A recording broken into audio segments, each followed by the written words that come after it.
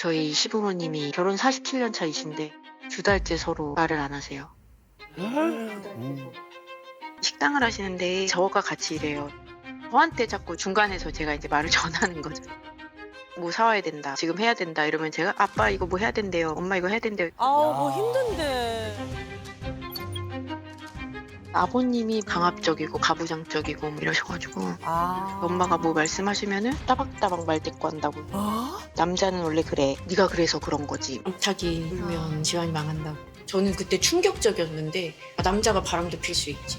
어허. 내가 무슨 문제야, 난 문제가 없어, 뭐 이런 식이니까. 지금은 이제 참다가 못 참아서 그러시는 건지 말씀을 안 하시더라고요. 우와. 자, 일단 우리 2호선 상담소에 이 사연을 신청해 주신 분이 며느리예요. 네. 며느리가 시부모님 두 분의 이야기를 위해서 이제 함께 하셨는데 네. 제가 어머님 식당에서 제가 그냥 점심시간에 그러니까 바쁘실 시간만 도와드리는 거예요. 네네. 근데 이제 어머님보다 이제 아버님 두 분이서 하시는 건데 아버님이 연세가 좀 많으시다 보니까 그리고 좀 조금 느리시다 보니까 이제 매일 이제 뵙는 거죠. 네. 예, 근데 이제 문제는 그렇게 하시면서 다툼이 많으신 거예요. 이제 의견이 통일이 안 되고 뭐 고추 말리고 뭐 김장하고 이거 매년 하는 일들이잖아요. 근데 매년 의견이 안 맞으세요. 똑같은 일을 하시는데, 그러니까 내 말이 맞고 뭐 이게 너무 강하시니까 작년 말쯤이 아무렇지도 않게 하시지만 둘이 이게 두 분을 뵈니까 말씀을 안 하시는 거예요, 두 분이.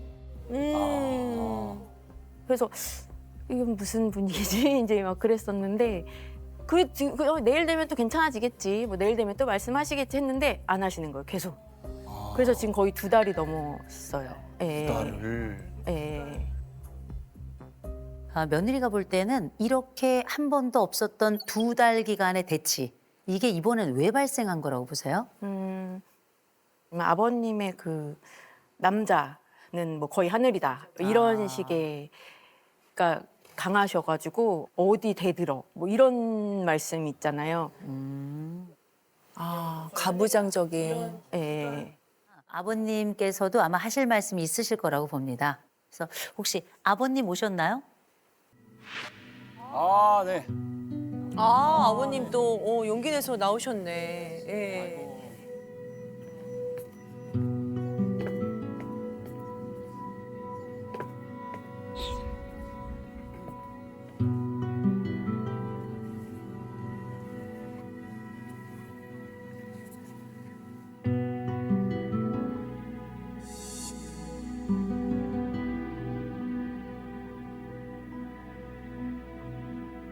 네, 아버님 반갑습니다.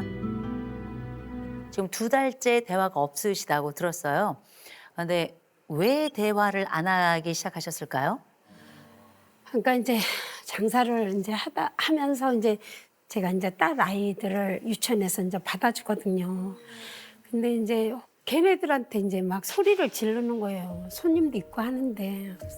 애들한테 막 하지 마 하는 소리도 너무 듣기 싫고 싫으니까 그것 좀 하지 말라고 하는데도 계속해요. 계속. 그래서 내가 이제 어른도 이렇게 말을 안 들어먹는데 애기들이 어떻게 말을 들어먹냐. 그러니까 좀 하지 말라고 이랬어요. 그랬다고 이제 애기들 편에 섰다고 이제 나를 막 뭐라고 하는 거야. 그래서 안 되겠구나. 말하면 이제 그전에는 아무리 내가 화가 나고 아무리 속상하고 그래도 이제 장사를 하다 보면 또 얘기를 해야 되잖아요. 내가 이제 돌리는 거야, 자꾸. 마음을 돌렸는데 이제는 까짓거 장사 안 하면 말지. 난 정말 막 그 상처 있는 애기들 상처 있는 얘기를 하면 정말 나는 거의 이성을 잃을 정도로 팔팔 뛰어요. 나한테 욕하고 나한테 뭐라고 하는 건 괜찮아. 근데 자식들한테 그러는 건 못 봐요, 제가. 그래서 말을 안 해버리는 거예요. 그거는 그래 여기 이제 딸내미도 왔지만 걔네들이 그렇게 나를 약 올리는지 하여튼 이 말썽을 그렇게 펴. 어? 야, 할아버지 화난다 하지 마라. 애들 보고 단속을 시키고 야단을 쳐야지. 나보고 소리 지르고 손님들인데 지금도 얘기하다시피 그런단 말이야.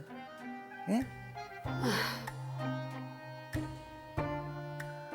밥상을 차려주면 고추장을 더 넣어야 되고 고춧가루를 더 넣어야 되고 소금을 더 넣어야 되고 이건 더 넣고 안 넣고 이걸 지속적으로 듣다 보니까 이제 그 뭐 요즘으로 말해서 공황장애 같은 거 주방에만 가면 쓰러져요. 어머나. 제가 주방에만 밥하러 가면 쓰러지는 거야. 그래서 병원에를 쓰러져서 갔는데 그게 변이형 협심증이라고 하더라고요. 그래서 거의 7년인가 10년을 약을 먹었는데 쓰러져서 간 게 7번이에요. 그래서 7번 간 게 7번이에요. 막 이게 쪼이니까 그냥 숨이 막혀서 쓰러지는 거예요. 마음을 다져 먹자. 마음을 편하게 먹자. 누가 뭐라고 해도 좀 이렇게 진정을 하자. 이렇게 나를 내가 다스려가지고 지금 10년을 넘게 병원에를 안 가고 있어요. 세상에. 그러면 아버님이 뭐 음식 말고도 뭐 막말 같은 거 좀 많이 하시나요? 막말은 뭐 거의 하죠. 어떤 식으로 하시는지 좀 여쭤봐도 될까요?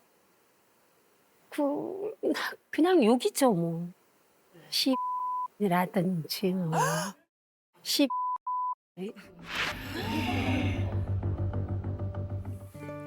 밥도 안 챙겨주지. 아, 밥도 안 챙겨주고, 네. 안 준 건 아니죠. 다 해놓고 먹으라는 거지. 밥상까지 안 차려주는 거지.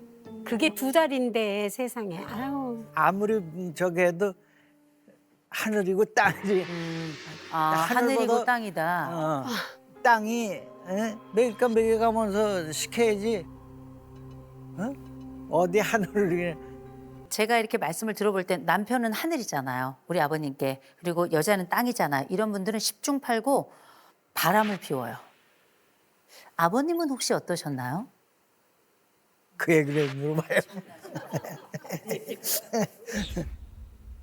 그냥 그 무슨 저기 바람이 나서 뭐 설림을 차리고 이게 아니라 뭐 참 한 번 한 거 뭐 이런 걸 가지고 얘기를 해서 남자의 이제 성욕을 가끔씩 외도하는 거는 있을 수 있다라고 나름대로 생각하고 방석집 가시는 거 말씀이실까요?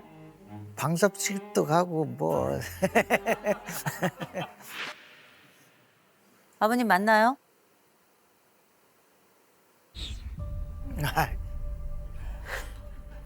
100번도 넘어요.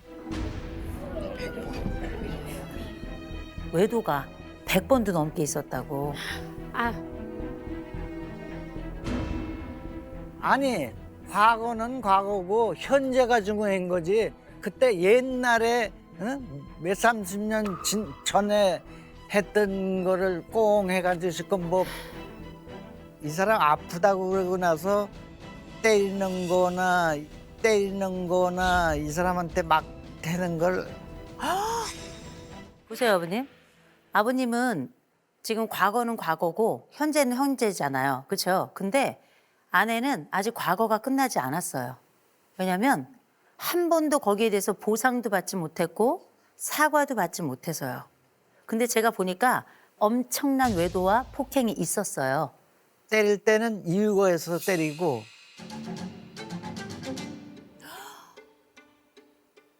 누구한테나 뻗어 주먹이 겁다고.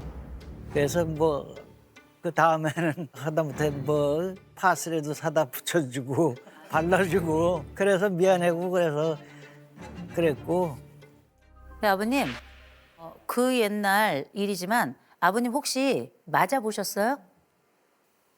귀하게 잘하셨죠. 또 아버님 혹시 어머니 바람 피시면 어떨까요? 어머니, 웬만한 여자 같으면 100번도 더 도망갔어요. 100번도 더 도망갔어요. 그러니까 도망가고 이혼했어요. 글쎄요. 이혼이라는 거 그 단어조차도 나는 머릿속에 안 나요. 나는 처음에 첫 아기 낳고 둘째 임신했을 때 바람 핀 거를 직접 목격을 했어요. 임신해서 둘째 임신했을 때. 목격을 하셨다고요? 네. 가서 목격을 했는데 나가려고 이제 보따리를 쌌는데 근데 이제 기차 첫 시간이 5시야. 근데 내가 1시에 역전회를 간 거예요. 근데 우리 큰애가 그때 이제 3살 된 거죠. 근데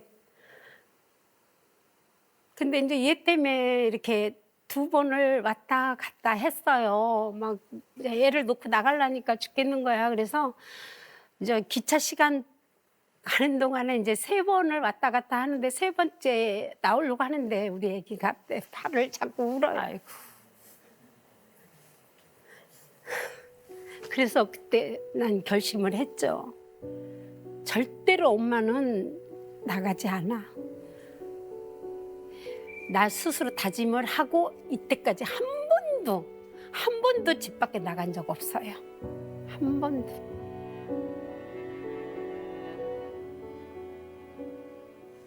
이 사람이 한 거에 대해서 전혀 개의치를 않아요. 그러니까 무언 짓을 했든 간에 원망하지도 않고 미워하지도 않고. 정이 다 떨어졌나요? 그러게요. 처음부터 정이 있었나? 그냥 남편이고 그냥 자식들 보고 사는 거지. 어머님은 나는 내가 원래 남편이 있어서 살았던 사람이 아니야. 남편이 이랬어. 그래도 나는 아이들과 함께 살아가면 난 괜찮아. 이렇게 생각하시는 것 같아요. 맞아요. 맞아요. 왜냐면 당신은 내 사랑은 아니거든. 내게 그렇게 상처를 입히고 나를 사람 아닌 것으로 대하고 내가 그 어색한 팔짱을 끼라고 갑자기 얘기했을 때 그걸 받아들이지 않은 것에 대해서 그 모든 사람들이 쳐다보는 가운데 짓밟혔던 기억은 아마 누구라도 잊혀지지 않을 거예요. 단 한 번의 사건이라도. 그런데 우리 아버님은 내가 물론 잘못을 하기는 했지. 예. 그러나 나한테 밥은 줘야지. 나한테 느리다고 말하면 안 되지. 라고 이제 말씀을 하시는 거라 이 부분이 조금 다른 것 같은데 어떻게 하셨으면 좋겠냐면 올라오는 성질은 아직 있으시죠? 성질 올라오거든 아내에게 뿌리지 마시고 가게에서 잠깐 나가세요. 성질 올라와 가게에서 잠깐 나가세요. 괜찮을까요? 예. 두 분은 꼭 화해를 하지 않더라도 서로의 건강과 생존을 위해서 공간은 분리하셨으면 좋겠어요. 서로의 일에 관여하시면 안 돼요. 두 분은. 특히 아버님은 부엌에 들어가시면 안 돼요. 전 두 분이 화해하실 필요 없어요. 그러나 화해는 하지 않지만 미안한 건 미안하다 그렇게 얘기해야 될 것 같아요. 아버님 진짜 그 옛날 잘못했던 거 좀 커요. 이 부분에 대해서 아내에게 혹시 사과해 주실 수 있을까요? 미안해, 잘못했네.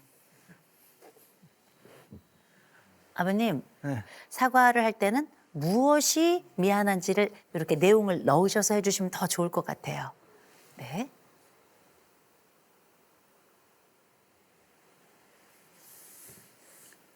내가 때리고 매도하고 그런 거 다 미안하게 생각하고 사과할게. 잊어버려. 아버님 잊어버리지 잊어버리진 못해요, 못해요. 아버님. 평생 그냥 잊어버리진 못해요. 그러나 이 남자 입에서 처음으로 이 건에 대해서 미안하다는 얘기가 나왔어요. 이 남자 입에서 전 굉장히 중요한 순간이라고 생각을 해요. 그러나 세월로 고통을 겪었던 아내 입장에서는 이 이야기가 귀에서 들어와서 가슴을 통과해서 온 몸으로 퍼질 때까지 시간이 필요할 거예요. 어머니께서 그때 그 모든 장면을 통과해서 마음 편안해지실 때 지금 사과를 하셨지만 용서는 나중에 하세요. 시간은 좀 걸릴 것 같습니다. 앞으로도 며느님 우리 따님이 중간에 메신저 좀 해야 될 거예요. 메신저 좀 하시고요. 이 메신저 역할이 또 잘 되는 게 나쁜 구조만은 아닙니다. 어느 정도 유지가 된다면 그도 나쁘지 않다. 이게 그분들의 선택이라면 그냥 그분들에게 좀 일부분 맡겨도 괜찮다라고 생각을 합니다.